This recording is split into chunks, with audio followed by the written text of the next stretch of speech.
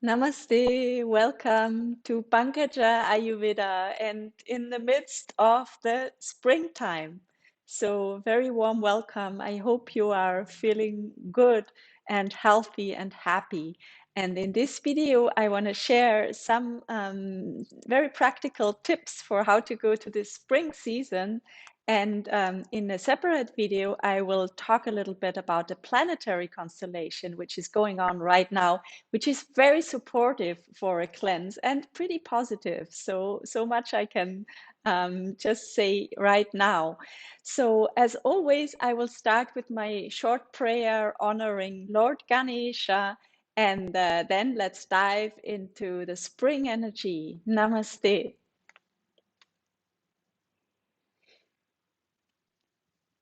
Gajānanam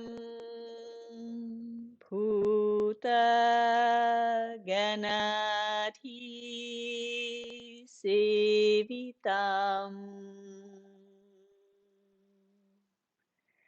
Kapittha Jambū Phalasāra Bhakśitam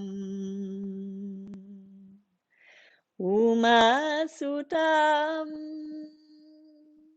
Śoka Vinasha Karanam Namami Vighneshwara Parapankajam. Hari Om Namo Bhagavate Vasudevaya. Hari Om. Jai Ganesh, Jai Guru. So I just realized I need to share this text with you. So I will write the text in the description box, and maybe you wanna sing along with me, because this is the chant that I mainly will chant when I start my talks, my lectures, or my consultations with you. So it is a very beneficial, very supportive, and a chant full of blessing for everybody who hears or chants along. It is Lord Ganesha, so the first and foremost of the Vedic gods to honor, to remove any obstacles which may be in our path. So this first and foremost. So yes, I hope you can hear me well. I'm just finding out which tools to use to make it the best experience for all of us. So I'm happy about any feedback. So springtime, I guess you noticed, depending on where you are in the world, of course, differently. So it might be just slightly getting warmer, or already be very hot wherever you are.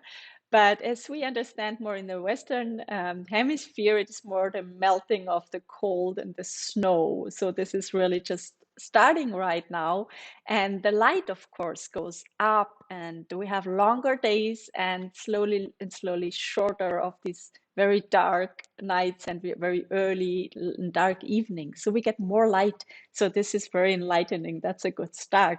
Not to disrespect the dark winter time, which I have to remind myself on often, because I easily feel cold and dark, and I really have to admit I prefer the warm and sunny season, also due to my constitution, which is more vata, so it needs a lot of fire from outside also.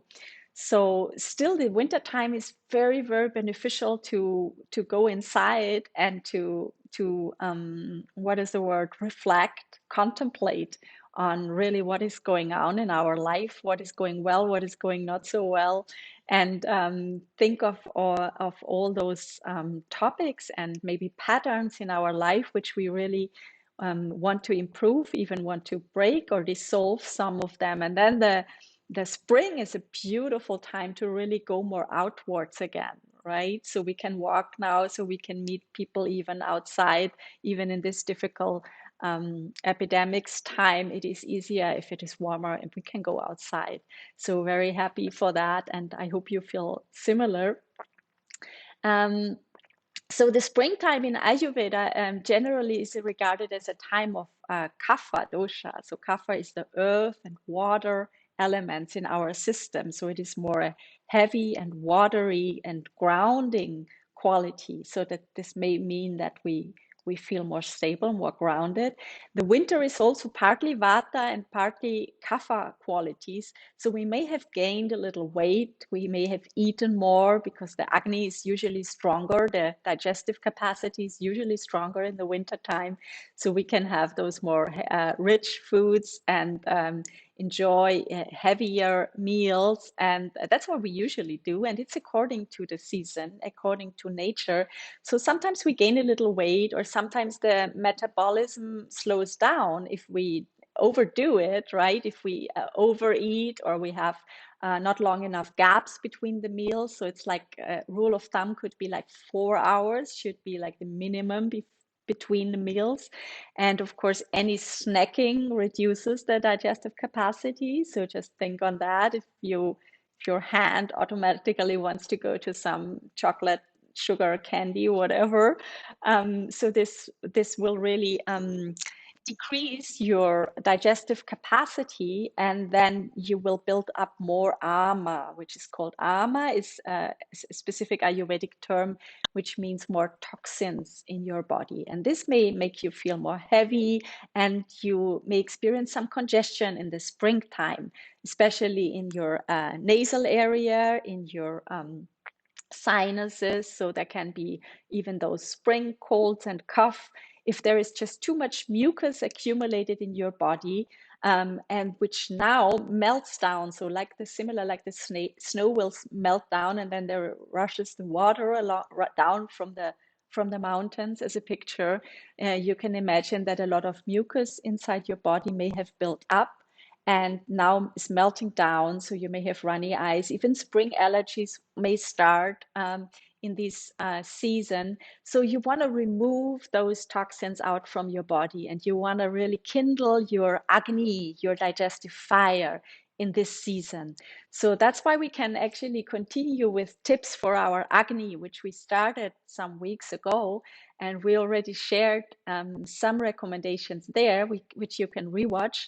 And today I want to mention two more practical goodies, which is one I already said, like don't overeat.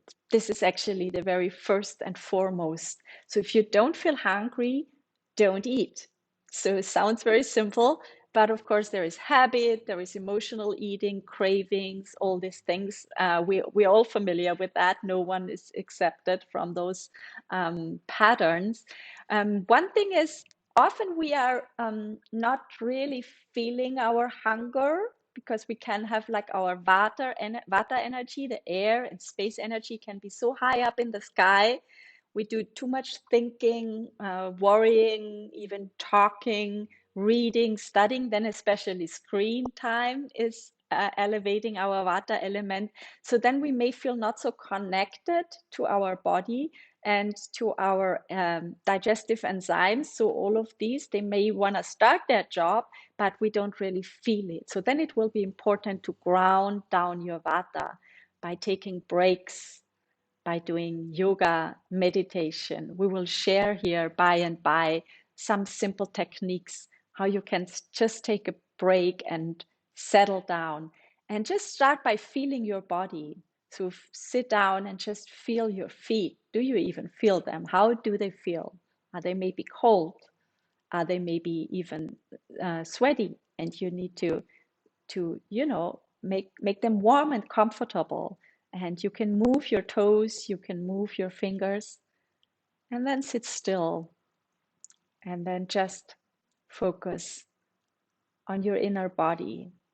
How does it feel? Is there any message coming up for you?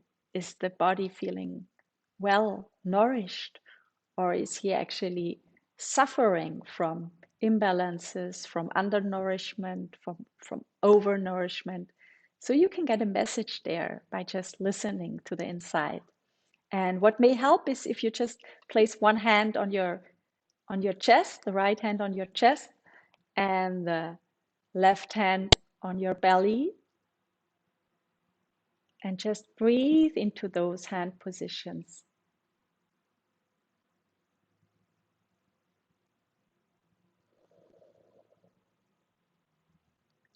And feel how both your belly and your chest will move with your exhale and inhale.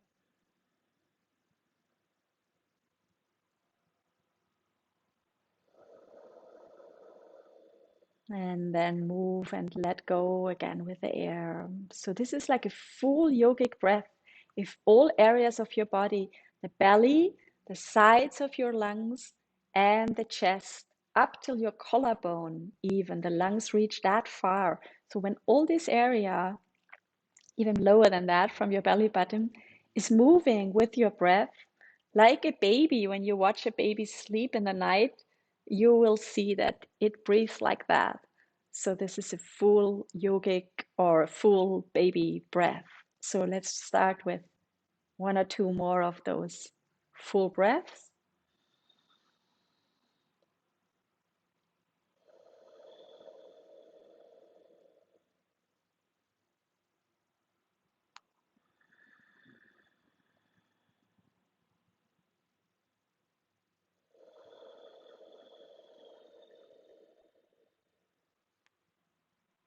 So this is a beautiful, simple start to get in tune with your body. Just place your both palms, which have a huge healing capacity, in your palms.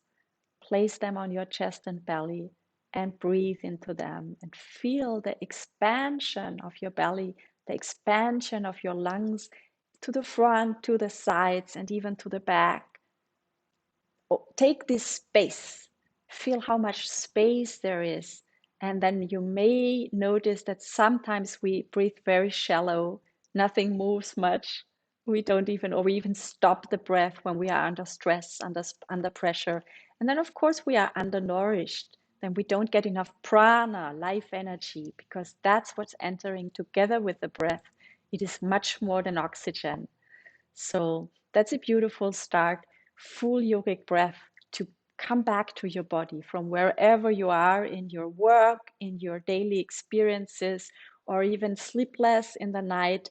You can do that while you're laying down and just connect back to your body. So this is the first practical tip for today. And the second one will be a material one. So something you can do for your Agni, your digestive capacity. You all know about the ginger, the beautiful all-rounder used both in the East and in the West, specifically the fresh root. A fresh root is what we call tridoshic. So it is recommended for all different body and physiological types, because the powdered ginger can be a little too heating sometimes for the Pitta types belong us. So you can make a beautiful Agni tea, a digestive tea, and have that 1 cup in the morning, 1 cup in the afternoon, to help this inner fire and this metabolic activity to awaken to the spring. Let's call it like that, right? Because if they go very low and mellow, then even your thyroid can be slow, sluggish, which with the time can develop a hypothyroidism. And your thymus, your spleen, your lymphatic glands, your immune system can be very mellow and not really producing all those fighters that are needed, especially also now in the springtime with all the different pollen and antigens and whatever is moving around in the air. We wanna go healthy through that and strong and with confidence. So let's work on balancing our Agni. We mentioned turmeric in the last video. You can rewatch how to gargle with turmeric and salt, and of course include turmeric, ginger, all this in your diet. And for this Agni tea, you can take fresh ginger root, you can peel it, which is easiest, funny enough, with a spoon, easier than with a knife. Just try it once, like with a small teaspoon, you can remove the skin from the ginger root, and then you slice it into very, very thin slices, maybe 2 inch of a ginger root. And then you can boil it together with cinnamon, cardamom, and a little turmeric. So if you have the full grains like cardamom capsules and half a piece of a cinnamon root, right? And so you can boil these all together with a liter of water and or just some cups of water, right? Estimate till you find it's a nice taste, a nice flavor, but not too much, too spicy. That could activate too much of your pitta, especially if you're a pitta type, so easily feel fiery or even have a tendency toward headaches and gastritis, like too much acidity in your body. Then don't make it too strong, or even add something like we call CCFT, the famous CCFT of Dr. Latz in the Ayurvedic Institute where I studied. So we would add equal parts of cumin, coriander, and fennel, the whole grains if you can get, and equal parts, like half a teaspoon each, and you boil it together with water. Add some slices of those fresh ginger now in the spring season. So this will be a beautiful alternative for the pittas. Vata and Kapha can do ginger, cinnamon, cardamom, even add a little ajwan if you can get it. That's very good to prevent also any mucus or cough, congestion. If it's already there, for sure add a little ajwan, or tulsi, the beautiful queen of all the herbs, the tulsi, which is also a highly spiritual, uplifting plant. There is a deity which is connected to Lakshmi Ma, Tulasi Deva, Tulasi Devi. So you honor her, and you can use a little tulsi in your tea. It's also very pungent, so a little heating for pittas. But once in a while, it's fine, and for sure for all those of us who are more on the freezing side. So make this beautiful Agni tea for yourself. Pour it or boil it for some minutes if you have the time, and then strain it, then fill it in a thermos and have it with you if you go for a walk and somewhere in the nature. Enjoy a beautiful cup of this tea. You can even add a little honey. That's very good to decongest in this season. And even if you want to lose weight, honey is a good idea. Honey has a scraping, we call lekhana action in the body. Very important reminder on honey is not to add it into the hot or even boiling water or tea. Never ever do that. This will change the qualities of the honey even to a toxic substance and clog the channels. So always wait, have your tea or water cool down a little bit before you add the honey. Very important reminder. So this will be your spring tea. Let me know how you like it, how it goes, and let's continue, have practical tips here, and I will share more now in the upcoming weeks with you. For today, I wish you all the best and all the love and all the sun and sunshine, no matter how the weather is. And I will end with a short chant for Nārāyani. Nārāyani is another word for Vishnu, and we were singing for Vishnu last time because this is a very stabilizing quality which we need right now in those turbulences worldwide. And so I will just sing some moments for this energy to protect and sustain each and every one of us. Namaste.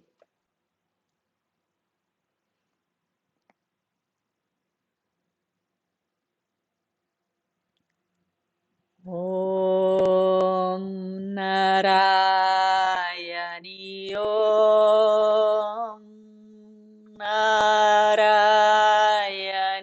Om Nārāyani Om Om Nārāyani Om Nārāyani Om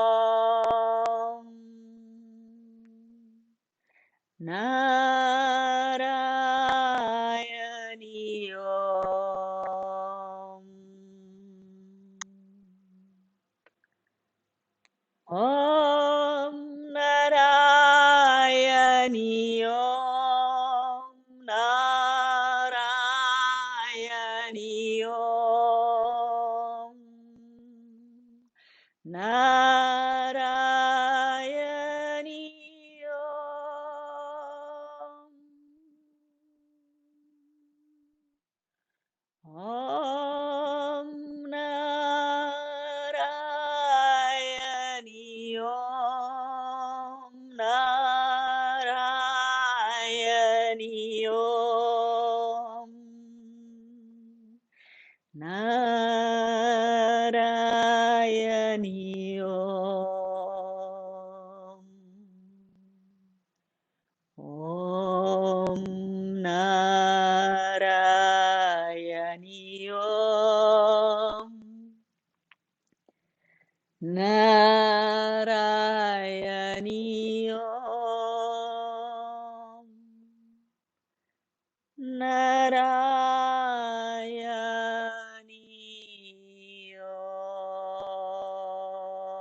Om Namo Bhagavate Vasudevaya.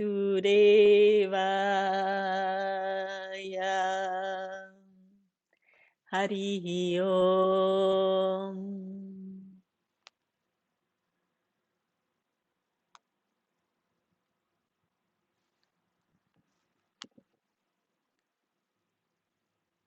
Happy spring.